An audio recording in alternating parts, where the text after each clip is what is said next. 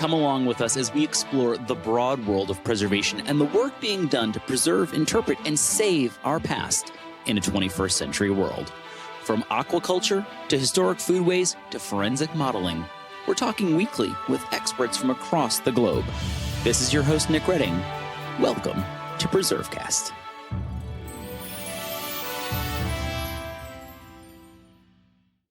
This is Nick Redding, and you're listening to PreserveCast, and we're excited today to be talking to a fellow Marylander. As most of you know, PreserveCast is powered by Preservation Maryland, and we're speaking today with Rachel Robinson, who's joining us from the capital city of Annapolis, where she works for Historic Annapolis, and we're going to be learning all about the work that she does with that organization and her role there. But before we get into all of that and the good work that they're doing, we like to learn a little bit more about the people that we're talking to. So, Rachel, where did you grow up and what was your sort of path to preservation? How did you get into this line of work?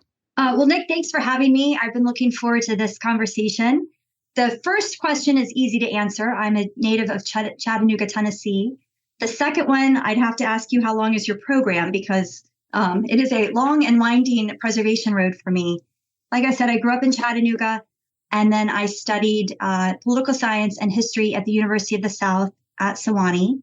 And that took me, after graduation, up to D.C. to be a young Hill rat working in the U.S. Senate, which was a lot of fun, but not my career path long term.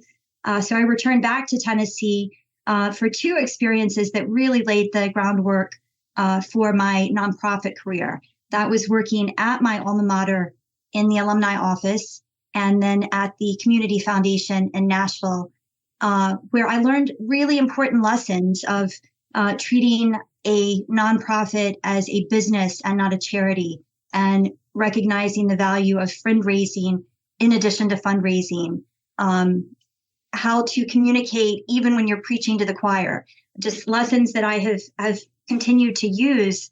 I always knew I wanted to go to grad school, but I wasn't sure where and what. And it seems impossible now, but I had not been exposed to historic preservation as a field of study or as a career path, even though I am the daughter of an architect and a lifelong history nerd and visitor to historic sites. But I finally, living in Nashville and seeing all the changes, not all good. I don't think a lot of growth that's not been managed properly, I would argue. I was exposed to urban design and urban planning. And so that led me on the path to study UVA. So I headed over to Charlottesville, where I really got my bang for the buck by studying urban and environmental planning. The A School, or the School of Architecture at Virginia, is rooted in environmentalism. I was able to get a certificate in historic preservation, and I was also able to enter through the back door of architectural history and some great lessons and foundation for understanding historic buildings, their style and type. And so that was a great foundation for me. And from there, I headed down to New Orleans. This was in the wake of Hurricane Katrina. And so I got my foot in the preservation door there at two organizations, very different neighborhoods. I was the first employee for both, first executive director. So for a time, I was doing the two jobs at once. One was Felicity Redevelopment in Central City. That's essentially a revolving fund, or was. Central City is aptly named. It's in the middle of New Orleans, wedged between downtown and just blocks from the Superdome, and then north or lakeside, as we would say, of St. Charles Avenue. And we were just trying to mothball buildings, beautiful, beautiful Greek Revival buildings, raised center halls, and just beautiful buildings, side hall double galleries, trying to make less scary. We were trying to save and then take some of the edge off and make less scary for potential buyers. That was part of my week. The other half of the week was spent in the French Quarter at a friends organization supporting the VCC, the Vieux Carré Commission, which is the singular preservation commission for the French Quarter. which is the second oldest historic district in the United States after Charleston. And we were not there to supplant the city's responsibility of supporting this important city agency, but able to fundraise and provide things such as commissioning a lighting study, helping them to get a consultant to redo the design guidelines, things like that are critical to the preservation of the district, the French Quarter, and just helpful to the staff so that they could do their jobs effectively. The only thing that got me to leave my beloved New Orleans was wanting to be in England, and I couldn't help but go through a course, another master's program in London through NYU, studying historical and sustainable architecture. And that essentially, for the layman, that essentially means adaptive reuse of old buildings. So lowercase h, historic, just old. How do we keep these buildings in use and take care of them and think creatively about how to use them for centuries more? So that was great. And after a year there, I came back to the U.S., had a layover year in Washington, in Georgetown, and then found my way up to Providence, Rhode Island for 5 years at the Providence Preservation Society, which is a very similar organization to Historic Annapolis. They're only 2 years apart, both founded in the early 50s. PPS, the Providence Preservation Society, we did not have the museum component. We did own 2 Georgian buildings, but it was mostly advocacy and education, whereas here at HA, which we can get into, is so much more. A larger staff, a larger mission, but similar work. And it's great to be at another flagship preservation organization. So you've seen a lot of different preservation typologies and a lot of different programs. And I also think it's important, like for people listening who might be considering a second career, to hear that there's a lot of opportunities to jump into preservation at different times. I think that a lot of people think it's sort of this straight pathway from undergrad to graduate to, a preservation group or a project or something like that. But I think the more conversations like this we have, we realize there's a lot of diversity in the way people get into programs and find their way into preservation. And preservation can mean, I think, one of the things that, over these 300 plus episodes we've learned is that the way people define preservation is very different. There's sort of the more traditional type preservation work, but there's a lot of different ways of sort of defining preservation, and that people can find preservation in different ways and define it in different ways. And that might be a good way to kind of move over to HA, to Historic Annapolis. Give us a little thumbnail sketch of the organization, its history, and where you fit into it and what you do at HA. Sure. Well, at the core, we are a very textbook preservation organization or preservation society founded in 1952. And it was the mid-century, kind of the second wave of preservation efforts in the United States, where locals were trying to do anything and everything they could to save buildings that were considered ancient and threatened. And in a city like Annapolis, that's a lot of colonial structures we have. Not so much focus at the time on Victorian buildings, which we have a lot of as well. But our predecessors in this field were creating tools and safeguards to physically save buildings that were threatened by demolition, such as the William Paca House, which is one of our house museums today, that's been open now for 50 years to the public. So, in many ways, we are still honoring all the things that they came up with: preservation easements, the establishment of local historic districts, marker programs to celebrate preservation and architecture, most endangered lists, all of these things that we do if you're working in nonprofit preservation.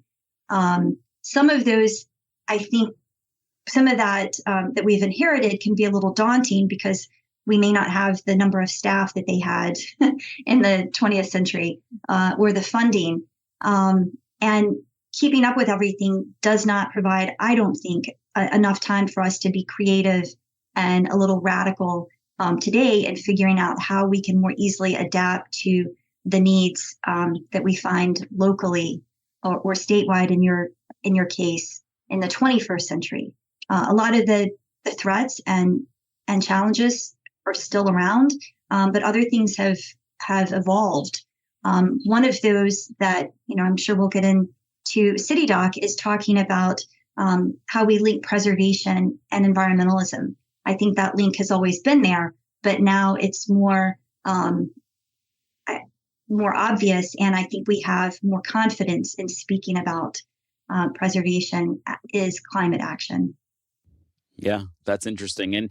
And for people who aren't familiar, perhaps someone listening around the globe or somebody who doesn't know where Annapolis is and why climate would matter so much to it, maybe kind of give people a little bit of sense for that. I mean, I think many Americans know, at least if anything, they probably know, isn't that the Naval Academy? Right. Right. But beyond that, how would you describe sort of the geography of Annapolis? Sure. Well, we are a tiny state capital, but we are still the state capital of Maryland, located on the Chesapeake Bay.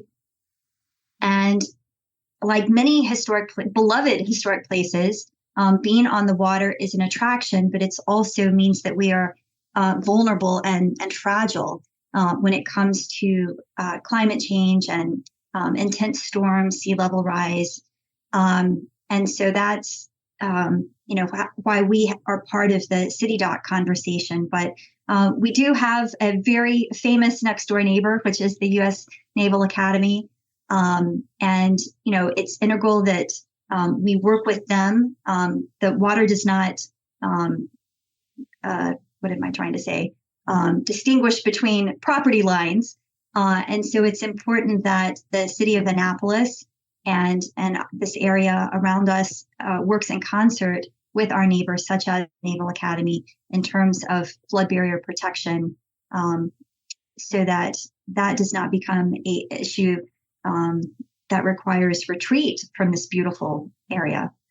So I thought, yeah, and I thought maybe that's like, I know we had sort of mapped out a little conversation here, and we were thinking of talking about one of your big restoration projects, which we will get to, but we've kind of, the conversation has meandered over to this environmental and climate issue.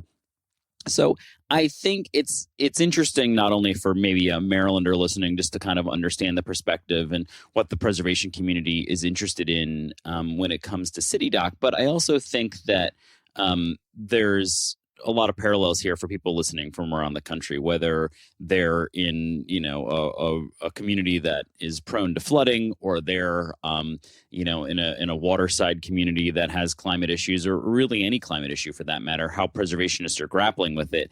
I think that there's a lot of parallels and perhaps lessons to be learned here. So I want to kind of approach it from that perspective of what are you grappling with? What is the challenge, the sort of the big picture? How would you explain it? And where are sort of the friction points for the preservation community? Sure. Well, I think you're right. I had the privilege of serving on a national preservation and sustainability or environmental committee during COVID. So we had lots of Zoom chats, and from people across the country, you realize that you can boil it down a lot to you're either going to deal with water or fire. Some places both, but so how do we protect the buildings, the built environment, certainly lives and livelihoods? So the challenge here in Annapolis is certainly water. Our City Dock area is the old, port waterfront part of the city that was important commercially for a long time, but has slowly become the center of our heritage tourism and commercial restaurants and bars. A lovely place to come visit in the heart of Annapolis, but it's vulnerable.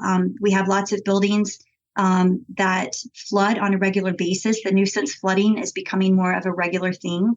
In January, we had the third highest recorded water level at 5.5 feet 1 inch. And so that, this is in living memory, even for someone like me who's only been in Annapolis for a year and a half. So how do we deal with that? And how do we protect our buildings, which of course is very much the preservation approach and ethos. And HA has been involved for over a decade in this reimagining City Dock. So City Dock is the area of downtown that's on the coast.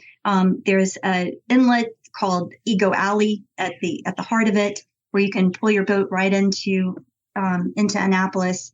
But how do we reimagine this? Half of it on the east side is a surface parking lot that floods, and then on the western side, I might have my directions there mixed up. But on the Eastport side of City Dock, we have a lot of private restaurants and privately owned buildings. And so there's been long conversation about how to protect this and reimagine it. So at the heart of the City Dock project is resiliency first, providing flood barrier protection along the coast, and based on topography and needs and access, that's several types of tools, from flip-up barriers to hard walls, just a lot of variety to meet the needs around Eco Alley and City Dock. There is also a part of this. So HA, I want to say, is absolutely a proponent of this project. Reinforcing our flood barrier protection is preservation of downtown around the water.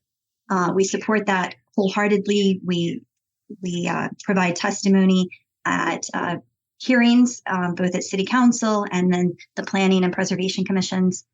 There is an element of this project at large that is reimagining the Harbor Master building, which right now is in the sea of surface parking, and the administration would like to see it at the water's edge.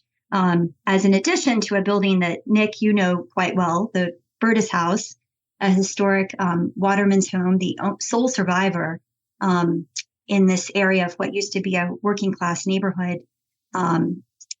And there's great effort being made by your team and the city of Annapolis, who owns the building, to elevate the Burtis House and to save it, get it out of the floodplain. And yet this addition to the building, which is supposed to serve as a Harbor Master building replacement, and the Harbor Master is a city office with bathroom facilities for boaters and visitors, is larger and more ambitious than that, and includes a basement. And the building itself is part of the seawall, the flood barrier protection. So, we do question the decisions being made and part of the vision in terms of placing a new expensive building at the water's edge when at the heart, this is a resiliency project and a preservation project. And I was just going to say sort of, two things. I guess in the interest of full disclosure, we're for listeners, we're engaged in this rehabilitation and elevation, as Rachel mentioned, of the Burtis House, and trying to elevate that. And we're actually partnering with the city and other funders, the state of Maryland and National Park Service and others, through the Chesapeake Gateways program to elevate this. And so we're helping to manage that project. And then there's all this local advocacy that you're hearing Rachel describe about sort of what comes next and what's it added on and what does this whole space look like. And I think that this is a story playing out all across the country right now, which is these historic communities that are loved so much. And we've talked to people in Charleston, we've talked to people in New Orleans, we've talked to people in Savannah about very similar issues. And Rachel's familiar with them in places like Providence and Newport. And sometimes we love these places so much that there are all of these competing interests, and how do we balance it? And so just as much as some things, in preservation, old is new again, we're having to deal with these similar issues over and over again. There are new pressures being put on historic communities, particularly in light of a changing climate and rising sea levels. And so I think what happens in Annapolis is important, not just to Annapolis, but to the rest of the country. And so I think it's important that we just have these open conversations about this, and that there's this kind of dialogue and back and forth, and HA has been there long term as a part of that conversation. So that's why we definitely wanted to have Rachel here to kind of talk about that. So what comes next with City Dock? When can people kind of expect to hear more? Do we know? Well, it's funny that we're having this conversation today because last night there was a big meeting hosted by the city on site in the space between a private restaurant and the Burtis House, so that we can on site and see the new plans for the Maritime Welcome Center, which is what the new building is being called.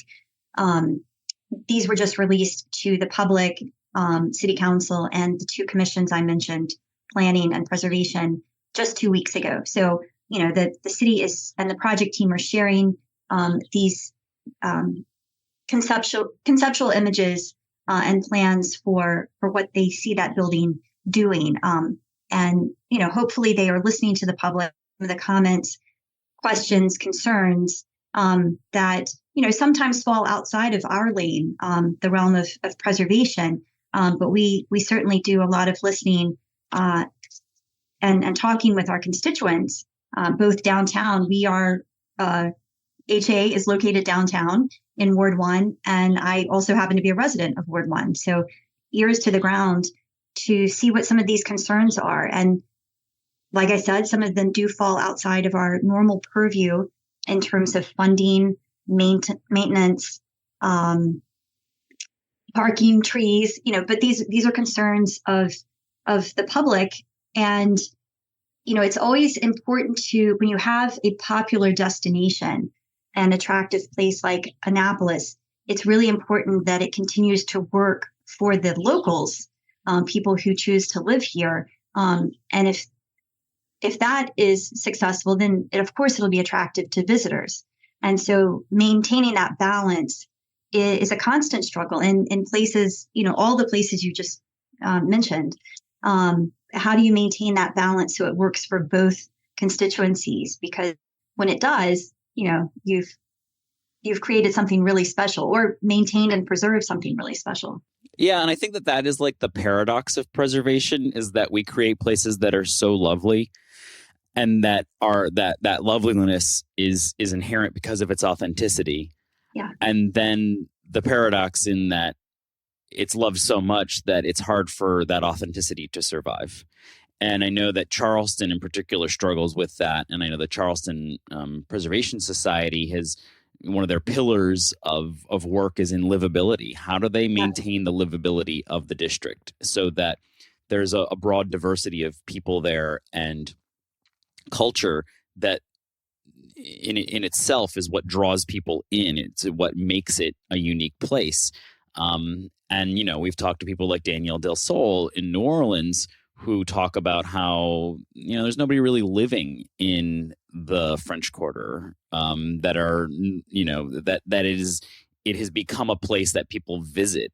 And there's not as much of like a native population there anymore like there once was. And so what do you lose when that happens? And I'm not suggesting that will happen in Annapolis, but it's a part of that conversation. And I think it's an interesting place where people perhaps don't expect preservationists to be in this conversation of livability and affordability and authenticity. But that is tied up in place.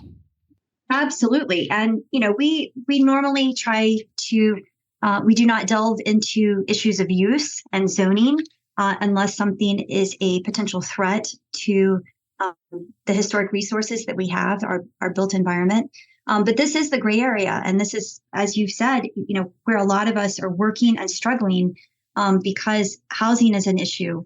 The availability of, for people to live and work in the places we love. These are constant issues that we talk about. We hear from people. We have, in addition to the Naval Academy, and of course they all live on post, we have St. John's College. So that's a student rental population. We have short-term rentals. And it doesn't leave a lot of apartment options for people like myself who have lots of student loan debt, to find a place to live. But I was fortunate and I can live downtown and walk to work. Yeah, that is fortunate for people listening. That is, I was even my ears even perked up a little bit when you said you were able to live downtown. So that's good. I'm glad to hear that. It's interesting. We've been talking about sort of maybe the non-traditional ways in which preservationists have to engage and be part of the conversation in this evolving conversation about how a resource will evolve to adapt to meet all these different issues. But then you still, as an organization, have your feet solidly in the ground of restoration and respect for the treatment of a historic structure. And one that is a massive, a Herculean undertaking is the James Bryce House that you guys are engaged in right now. For people listening, why does the James Bryce House matter, and what are you working on there? Oh, well, thanks for asking. It is the apple of our eye, although it does cause some headaches because it's such a massive project. But the Bryce House is on East Street. And in fact, it's a 5-part Georgian, so it's a massive home, more than 10,000 square feet. It is just around the corner from the William Paca House. William Paca was one of the 4 signers of the Declaration of Independence from Maryland, and all 4 signers had homes in Annapolis. And so HA convinced the state of Maryland. I'm going to provide just a little bit of backup here for you and the listeners, Nick. 50 years ago, more than 50 years ago, in the mid-60s, the Paca House was slated for demolition. It had a large hotel addition, and it had outlived its usefulness, as some perceived. And so HA came in. We were just a young organization and said, no, please don't tear down the Paca House. If you buy it, we'll restore it and we'll open it to the public. So there's really nice symmetry that we appreciate here at HA in that we opened the Revival Garden, a Georgian pleasure garden at the Paca House 50 years ago this year in 1974. And then we had the building restored and partly reconstructed in time for the bicentennial in 1976. So here we are 50 years later, doing what we do. We once again asked our partner, the state of Maryland, to buy the Bryce House and convince them that we could restore it and do right by it. And we are hopeful to have at least a portion of the building open for the first time as a house museum in time for the semi-quincentennial in just a couple of years. But they are two, even though they look similar from the street, they're both large brick 5-part mansions from the 1760s, 1770s, right before the Revolutionary War. They are very different. So the way we interpret the Paca House, it's about getting to know one of the 4 signers of the Declaration and how he and his household lived. We have antique furnishings, and we have this beautiful 2-acre garden. The Bryce House itself is the artifact. There is so much integrity to the building fabric. And we're talking 250 years ago this year, this building was completed. So from plaster to the brickwork to the woodwork. And so we are taking, I think we're about 7 years into this restoration, which is how long it took James Bryce to build the house initially. So we will surpass him in the time it takes to restore the building. But we're able, through the funding, primarily from the state of Maryland, but also through some generous private donors and a grant through the National Park Service, to take our time to assemble the incredibly talented craftspeople to bring this building back to life. And at the same time, we're now also working on our interpretation planning. How are we going to share the history of this building? James Bryce has an interesting and notable local resume in Annapolis. However, he's not recognized really as one of the founding fathers of our young nation. And so I think with him being notable and able to complete this building that was really his parents' vision, and his dad passed away when James was 20. So, he was a kid when he inherited the land, the dream, and the money to do this.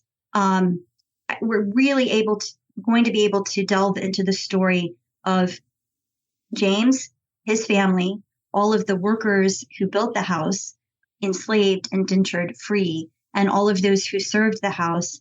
So I'm really excited, even though it's daunting to think about. But in just a matter of a couple of years, we'll be able to share two very different stories, both the histories of the individuals, the histories of the houses themselves, and I'm talking about Peka and Bryce, and then their own preservation histories over the last half century.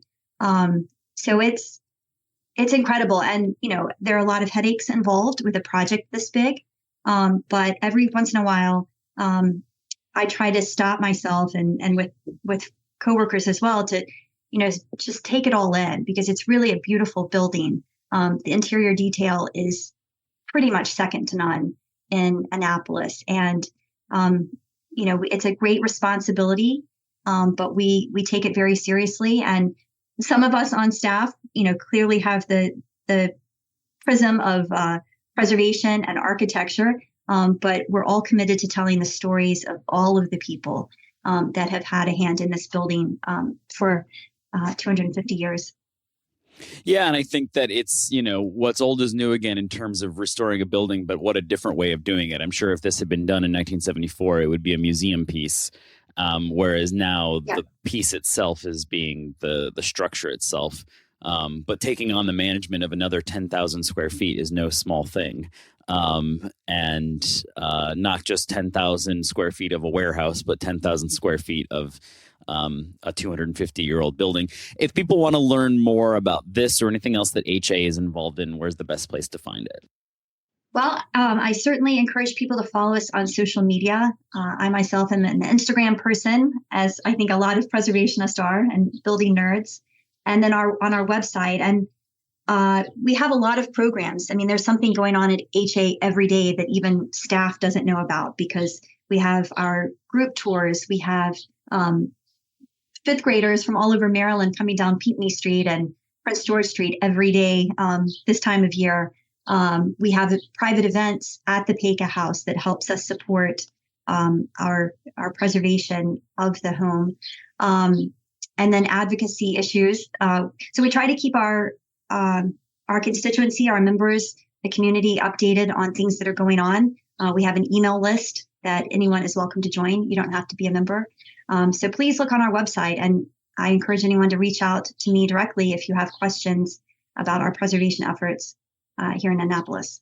Yeah, and it's definitely, I mean, not only that, but it's, if you're going to visit Annapolis this summer or this fall, both great times to visit. Yep.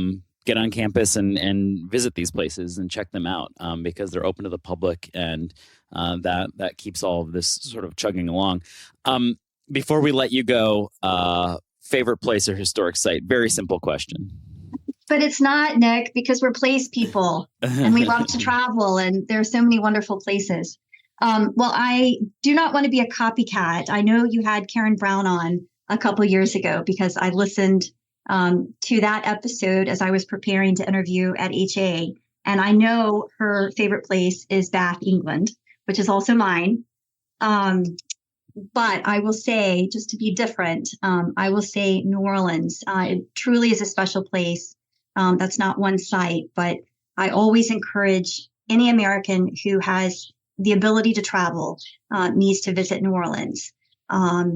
It's unique in the U.S. It's special, and there's so many ways to enjoy it. You can do it high and low, and I think it's an important place. And like you said, they are dealing head on with issues of water and flooding and storms, and a very solid preservation effort.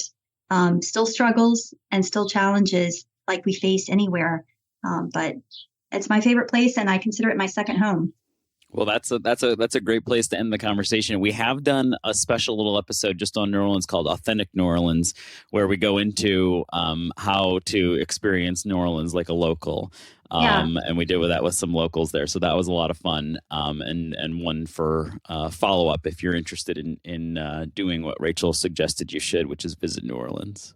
Yeah, and that was a terrific episode, and it reminded me, as having lived there once before, when you start really talking about how to do New Orleans authentically, you kind of start to sound like a crazy person because things go on there. There are events and language and food and things. And it's like, God, I sound like a crazy person, but it's all part of the joy and celebration of the culture down there.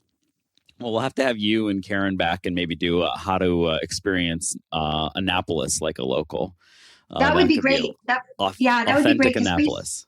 Even though Annapolis is teeny tiny, we've just scratched the surface here today, even talking about what HA does. I don't think I officially mentioned that we are the stewards of 12 properties, 11 of which are owned by the state of Maryland, and one building we own downtown on Main Street, which is the Museum of Historic Annapolis. So locally, I suggest starting your visit there because it gives you a nice overview, quick overview of the history of this important little port city in the national context as well. And so, but do come down to visit us. We love doing speed dating, showing people around downtown and the properties that we care for on behalf of the state of Maryland. Great. Well, this has been so much fun, and looking forward to talking to you again in the future. Good luck on everything in Annapolis. Thank you, Nick. Talk to you soon. Thanks for listening to PreserveCast. To dig deeper into this episode's story, head over to preservecast.org for show notes and our collection of previous episodes. Don't forget to engage with this podcast by subscribing, commenting, and leaving a review. Follow along on Instagram, Twitter, and Facebook at PreserveCast for even more. PreserveCast is currently recorded in Walkersville, Maryland, and sponsored by the 1772 Foundation, and powered by Preservation Maryland.